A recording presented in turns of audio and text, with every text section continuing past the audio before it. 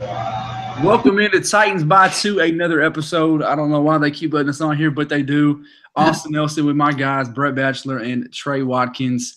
Noah couldn't make it tonight. I think he's doing some homework, and Silas is still MIA. We don't know where he is, but and boys, it's good to be back. I could not make it last week. I was downtown for the uniform reveal. I mean, let's just dive into that real quick because we spoke about that. So it's been a week since the uniforms have dropped. What's our thoughts on them? Loved uniforms. I was here. I was working at a baseball game, but there's no way I was missing the jersey review. I pulled it up on my phone. Titans went live on Twitter. I pulled it up on there, and as soon as Mike Keith yelled out Marcus Mariota and Marcus walked out from the side of the thing, dude, I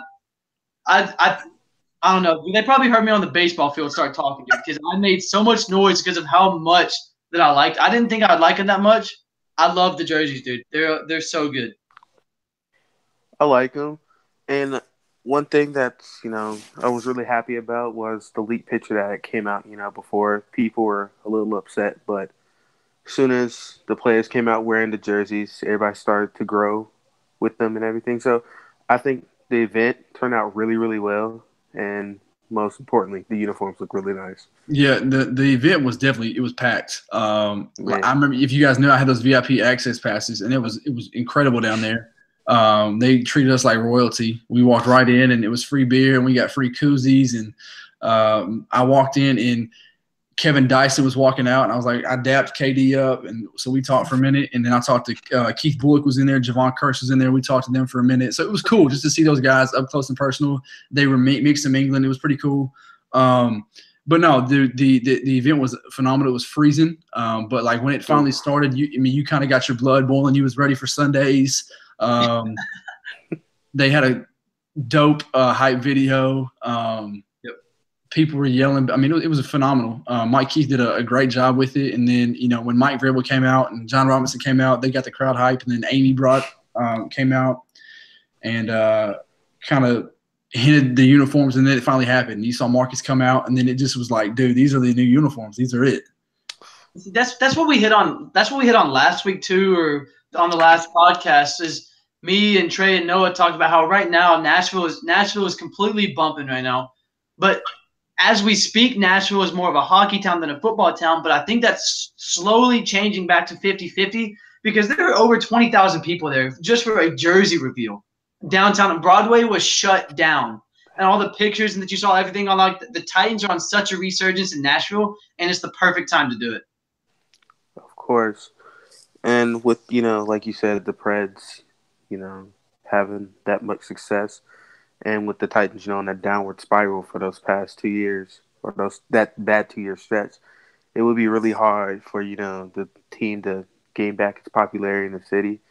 And when you have a uniform unveiling event that has 20,000 of your own fans on a freezing night, I mean, that goes to show how much this franchise turned around and how much Nashville is rallying back around the Titans.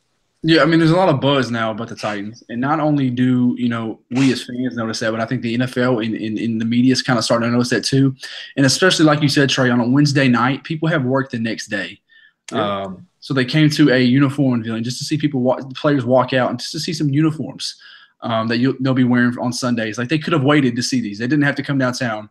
FGL, Florida Georgia Line, may have had a part in it for a free concert for sure, but I didn't stay for it. I went ahead and left and got this bad boy. Hey, there we go. That's so nice, man. Dang. Went ahead and copped it. Had to get KBs. But yeah, I mean, now Trey, you just came out with an article this week about why the NFL should let Nashville host the NFL draft, and it's so true. There's no reason why Nashville should not be in runnings for things like this now. Now, the NFL draft, yes, is I think it will happen. I really do. I don't see why it wouldn't happen. Where would they put it at? I don't know. I don't know where they. That's something that I guess they'd have to talk about. Maybe downtown, on Broadway, like a stage kind of thing. I mean, I don't know where they would do it. Maybe the Music City Center or Bridgestone. Who knows? But I think ultimately, still Nashville wants a Super Bowl. Don't know if that's going to happen ever. Unless you get a new stadium. Roof stadium. Or at least we got to put a roof for the stadium or something. Yeah, I mean, something's got to happen. They got to get more seats. It's not like, I mean, that's the farthest thing fetched. I don't think it's going to happen, but it's definitely something that, you know, I think the Titans do want. Nashville wants. Amy Adams Strunk wants. So let's hit on this. You know, the uniforms were dope. Well, let's talk about somebody who'll be wearing a uniform for the Titans next season, and that is newly signed Michael Campanaro. Was signed this week. Wide receiver, special teams guy. I think Camp's going to come in here and be more of a returner. I don't see him being much of a rotational guy unless somebody goes down. You'll see him play some slot. But little bio about Camp. He's a 7th-round player in the 2014 draft out of Wake Forest. He only has 31 catches and 310 yards with 2 touchdowns in his career, so he's not much of a producer on the offensive side. He's got like all AFC honors on the return game, so I think he'll do more of that. It kind of takes the load off Adoree', even though we want the ball in Adoree's hands as much as possible. But I think now Camp is the guy back there with him. Yeah, I agree. And I think that they might see some split time between whether it be punts and kicks. They might switch. They'll put the 2-man back system in there on the kicks and stuff like that. And shoot, when you explained his receiving numbers right there, that instantly made me think of Trey McBride and how Trey McBride couldn't do a thing unless it was on special teams. So that kind of think that that's who he might be like overall, honestly. Trey McBride is my boy. I still follow him on Snapchat. Like I still follow him on Snap too. Gosh, I wanted him to make the team over Trey here. McBride is my so man. bad, man. Yeah, dude. Trey was the guy that people liked, but didn't know if he was ever going to be there. But they just liked him. But Camp, I think, is a good signing overall because he is a well-established return man and a veteran guy. Well, he's not drafted in 2014, but veteran in the return games field can really help Adoree' because a lot of times last year Adoree' was a little unsmart about when he would bring the ball out on kickoff. Brett, a little needed to take. So I don't know. Man, Adoree' made some awful decisions last year. And I think that's his number one area where he's improved. I mean, we saw his stats as a cornerback; they were solid, but he made so many mistakes in the return game. It wasn't even funny. I mean, he would let balls go by him and then run around and pick it up and lose 10 yards while he's doing it. He made a lot of dumb mistakes. I think that he needs to fix this year. So hold on, let me ask you this too. Do you remember who the front man was for Adoree' last year? In the return game? I'm not sure. Fluellen. Oh my gosh. So this is definitely an upgrade over David Fluellen. And see, taking Campanaro and Adoree', putting them back right there, that is so much better than, and I'm gonna hit probably my top 3 stupidest Titan special teams moves is when I think it was Rashad Johnson last year 2 years ago jumped for the ball at the 1-yard line for some reason and tried to touch it after we were gonna let it go in the end zone. That was I think that was Valentino Blake. No, yes, it was Valentino, who's worse than Rashad Johnson. I think it was like 5 or 6 years ago. Ryan Mouton was catching a punt and tried to catch it over his shoulder against the Jets in New York, fumbled it. And then a couple years ago when we were in Pittsburgh, Darius Raynaud caught it in the end zone, stepped kneeled back in for safety. Yo, that was to open the season. That was the very first kickoff. The first play of the NFL season. God. So the upgrade that we have now of Campanaro and Adoree' is so much better than what it used to be. Yeah. Man, of course. And I think he could come in and fill that sort of Eric Weems role that Mike Mularkey and John Robinson signed Eric Weems for. Because, he didn't get a lot of, wide receiver snaps. He got wide receiver snaps that he shouldn't have gotten. But primarily just played special teams and did his job. So, like Brett said, he'll help a lot on special teams.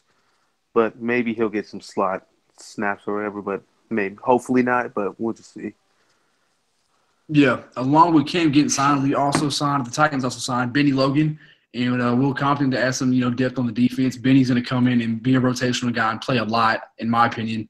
He was solid for the Eagles, solid for the Chiefs last year. And then Will Compton comes in from Washington and I think he'll be one of those leaders. And I wouldn't say take the role of Avery Williamson because Avery was here for a while now and, made an impact in Nashville. But Will's got the capability of coming right in and doing the same thing. He's been a captain for a while in Washington. So I think he can come in and I'm not going to say it's an upgrade, but it's definitely it's a nice replacement in my opinion. I think he's got the heart, he's got the drive, and he wants to come in and compete. So I'm a big fan of both those signings. Yeah, I think Will. I'm gonna go ahead and say I think Will is coming in to fill the replacement of Avery. Even though he might be older or something like that, I'm not saying it's an upgrade either, but I think that Will is being signed as the replacement, at least for now, unless the Titans want to draft another linebacker. And same thing with Benny Logan. He's coming in to do what Sylvester Williams was not able to do. So bringing Benny in and put him as a rotational guy. And I know the Titans like Austin Johnson a lot on the defensive line, but bringing in these two guys I think they're coming in just to fill the spots of the guys the Titans didn't want anymore, as in Avery Williamson and Sylvester Williams. Yeah, like you said, I don't think I would call Will Compton a replacement for Avery Williamson, only because Will Compton isn't that much of an athletic linebacker who can cover like Avery couldn't. But he'll come in, and I think will be some depth while the Titans draft a guy. I don't think early on, maybe day 2, something like that, they'll draft a guy that can cover better. But that's what I think about Will Compton. Benny Logan, like you said, come in and do what Sylvester Williams couldn't do. And like you said, Austin Johnson is a favorite down there, which for good reason, because he's done his job, well the past couple – well, I think this past season he had a really good season. But, yeah, those are really, to me, guys who just coming in, do your job, depth, et cetera, et cetera. I mean, like kind of hitting off your point, Trey. I think both those positions will still have somebody drafted. I don't know what day. I don't know if it's going to be the linebacker goes first round. I don't know if it's a edge and pass rusher D lineman on day 1. I mean, both those positions will be drafted though. That's a fact. The schedule didn't come out today, but the preseason schedule did. So we kind of see who the Titans will be playing for the first 4 weeks as a tune-up, see who makes the team, see who doesn't make the team. So they start off – the dates and times have not been announced yet, but they start off with going to Lambeau Field in Green Bay. So you'll see a little bit of Aaron Rodgers for the first couple drives. So they get a tune-up with Aaron Rodgers and the Packers. And then they come home, and we finally see the uniforms at home for the first time. Against the Jameis Instant Bucks, because there is no W in Jameis Winston. They don't eat any W's down there in Tampa. He eats all. So you'll see Jameis in the Bucks. I like that. Dude, I'm telling you, Marcus and Jameis will always be linked. I've said this since day 1. It was from when they were in college together. They played each other in the Rose Bowl. Went 1-2. The first game together ever. Marcus took him down. The Titans whooped the Bucks' ass that day, if you guys remember that. Oh, my gosh. From the get-go. That was in a Ken Wisenhunt era. That was the best Ken Wisenhunt we ever got. Yes. Exactly. Ever. Ever. But the cool thing, too, how the NFL lets teams practice together, if they have that the preseason game together. So we'll get that with the Bucks. They'll be coming up here to practice with us the week of. So that's week 2. And then they go back. The Titans you can't really say a revenge game because it's a preseason game, but they go back to Pittsburgh where they got stomped and where I was at last year. If you guys remember that, I was at that game last year. They'll play in Pittsburgh, and then they wrap it up with Minnesota at home. So it's a nice little preseason schedule, in my opinion. I like that. A lot of solid teams on there for the Titans to kind of get their, the feel of who's going to, be starting on week 1. So that's the preseason schedule. Off-season voluntary workout started on Monday, and from reading Mike Vrabel's quotes, everybody showed up except a few, and those few let Vrabel and John Robinson know they wouldn't be there. So, I mean, I think that's a win. There's no guys holding out or not showing up because whatever reason.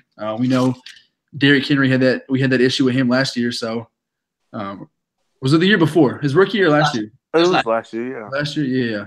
That kind of was odd, but those things definitely started. And then mini camp starts at the end of the month after the draft. So all these rookies will come in here and start learning the playbook like guys have now, because this is a new system for everybody. They're getting Matt LaFleur's playbook. They're getting Dean Pease playbook. They're getting Vrabel's philosophy. So they're seeing it all. It's different for them, but it's definitely exciting for sure. All right, so with the draft coming up here soon, I guess it's 2 weeks from tomorrow. Yes. Let's go ahead and dive in. This is the question I want to ask you guys. we've seen a ton of Titans players over the years. Some we like, some we don't like. There's been a few first-round picks where we've kind of shaken our head about, and they've been head scratchers. Some have been we as fans have agreed with, like Marcus picks. We've agreed with a lot of other things. So, in your opinion, I want to kind of hear your thoughts on this, and I'll tweet this out as well. And if you don't follow us, please do at Armchair Tighten Up. Give us a follow in there. We'll be coming out with a Facebook here soon, so you guys give that a follow when that comes out. We'll let you know. Stay tuned. But the question is, who is the biggest first-round bust in Titans history? I did a little research before we started, just right before we started and stuff, and it's hard to think because obviously Marcus isn't a bust. I don't put Jake up there at number one. I don't put Vince up there at number one.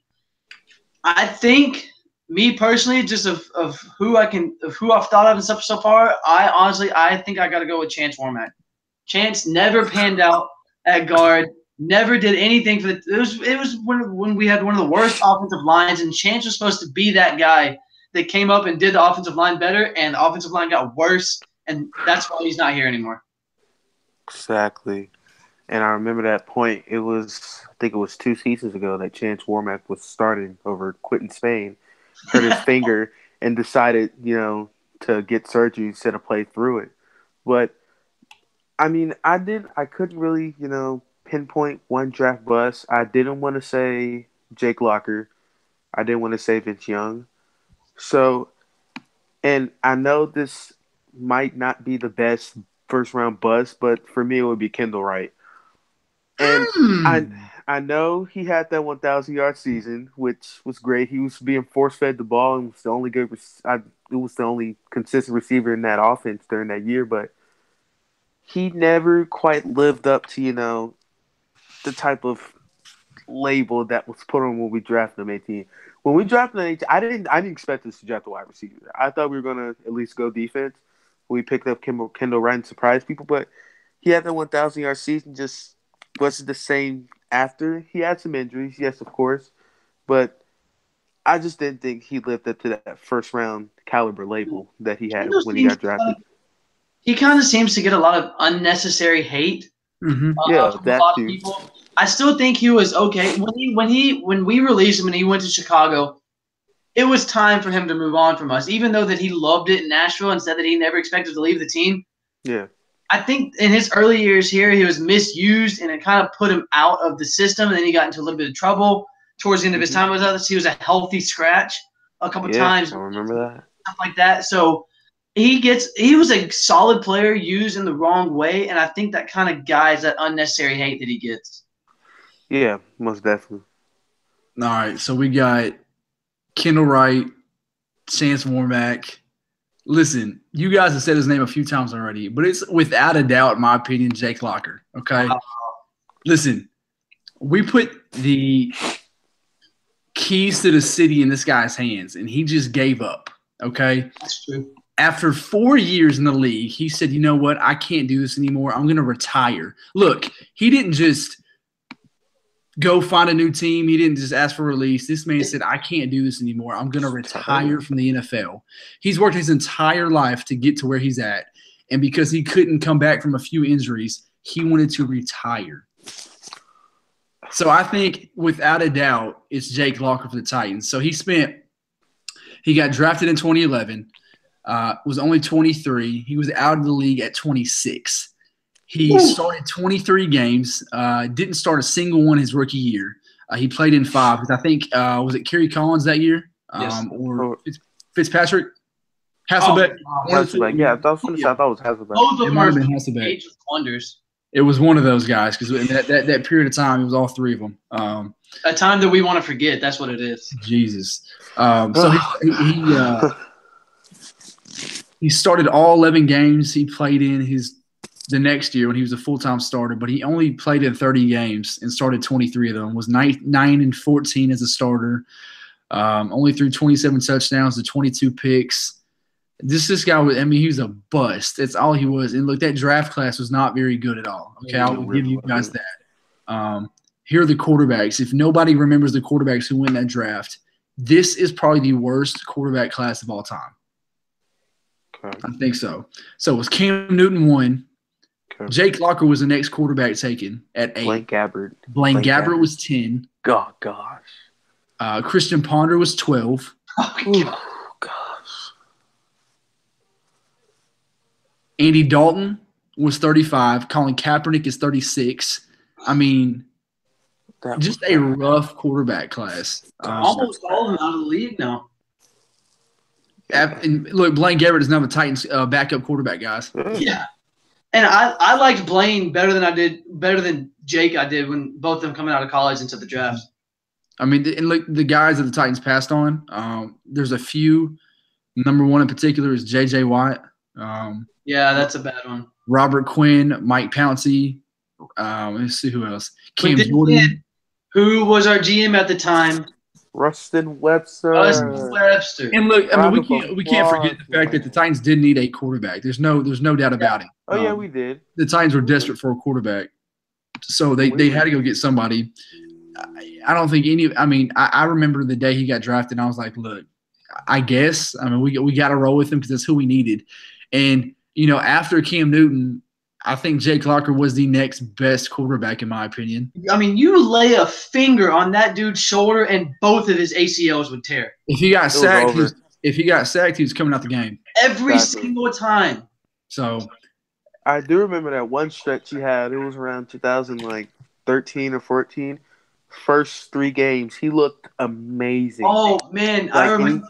He came out on fire. He was looking so good, and then that one unnecessary cheap shot that the Jets took on him just completely ruined his season. But that's when at the beginning of that season, I remember there because I was at the game. The Titans played the Chargers, and we were wearing those. Yes. I remember because it was my wallpaper on my phone for a while because we were wearing those white jerseys with the navy pants. Mm-hmm. And there's like a minute to go in the game, and Jake, towards your side of the field, Austin, threw a back shoulder throw to Justin Hunter. Of all people. Oh, yeah, it was in my end zone. Yeah, in your end zone, right there in the back shoulder, and Justin pulled that thing. It was the perfect throw, perfect catch, came back to beat the Chargers, and I was like, me personally, I was like, man, dude, this is Jake Locker finally. Justin Hunter stepping up, and both of them were finally beat the Chargers for the first there was I don't know if there's a famous picture of Jake Locker when we played the Saints here. And that was a shootout back and forth. We lost the game. Oh gosh! But it came down to the wire. It was very close. So bad. But that was a good game too from Jake Locker. I mean, he had his moments. Look, don't get me wrong. He could. When he was on, he was on. But when he was off, that dude. I mean, it was 3 and out. Was Jake the quarterback when we had that shootout with Detroit a couple years ago? When it was like 45-40, and we had 2 kick returns and a punt return for a touchdown by Tommy Campbell of all people. Yeah. And then Nate Washington had a ridiculous catch. Over Detroit. Yeah, that was insane. That was a cool one. That was a good game. Sure was. So Chance Warmack, surprising Kendall Wright. That was crazy. I was not expecting that. But look, I mean, from looking at, if you go back and look, Trey, it's not an awful pick because I mean, there's not much guys in between that. It's either Kendall Wright or Kenny Britt, in my opinion. So I think it's got to be Kenny Britt over Kendall Wright. I think. And I mean, Kenny Britt, at least he showed the glimpses of the talent, and I totally forgot about Kenny Britt, but he showed glimpses like a lot of, especially what was that 200-yard game that he had against the Eagles? Yep. That was when he was just crazy. It was a stretch where he started the year on fire and tore his ACL or something like that, but I forgot about Kenny Britt, but I mean. Yeah, you're right. He got a lot of the unnecessary hate, but I just didn't think he lived up, that first round, first round wide receiver type billing. Still a solid player, no doubt. But I think the biggest wide receiver bust, since we're kind of on that topic, I don't know. I know he wasn't first round, but I'm pretty sure he was 3rd round in the mid 2000s, and I'm debating on who I think the biggest wide receiver bust is. I think the biggest wide receiver bust overall is probably Tyrone Calico. Oh God! Dude, I got his jersey in my closet right now. Yeah, I think I got one in my house too. But yeah, Calico, man, you want to talk about butterfingers and not being able to hold into a ball. But it was coming down for me. It was between the biggest wide receiver bust. I think it was coming down between Calico and DGB, but I think Calico was probably worse than Dorial. Yeah, for sure. Yeah. I mean, I don't know, to be honest with you. Shoot, DGB we thought was Marcus's weapon of the next 10 years. Well, then again, we should have known because who drafted him again? Rustin Webster. The only thing Rustin Webster ever did right was drafting Marcus Mariota, and I don't think he had any choice.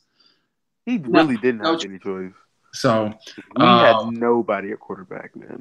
Trey, going back, hitting off that thing real quick, dude, I will never forget. I was at that game against the Eagles. He had 7 catches for 225 and 3 touchdowns. I think his first 2 catches were touchdowns.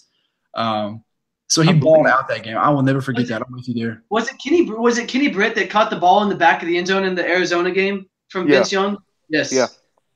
So he had his moments. Another unreal game. Yeah. Man. So I mean, yeah, him and Kendall Ryder are a toss up there because I think they almost spent the same amount of time in Tennessee, but then I just feel like they gave up because one, they didn't have a quarterback, so you had to feel bad for them. Nobody fans or in the organization wanted them on the team anymore. Yeah. Exactly. Everybody gave up on them. So, solid episode, boys. Again, if you're not following us on Twitter, please do at Armchair Tighten Up. Like I said, we'll have the Facebook up and running soon, so stay tuned for that. We'll be back next week for sure with more draft coverage. We kind of skipped on that this week, so we'll dive into it much, much more next week. Be on the lookout for articles. And again, man, thanks for following us. As always, for Trey, Brett, Austin, you listen to Titans by 2. Tighten up. Tighten up.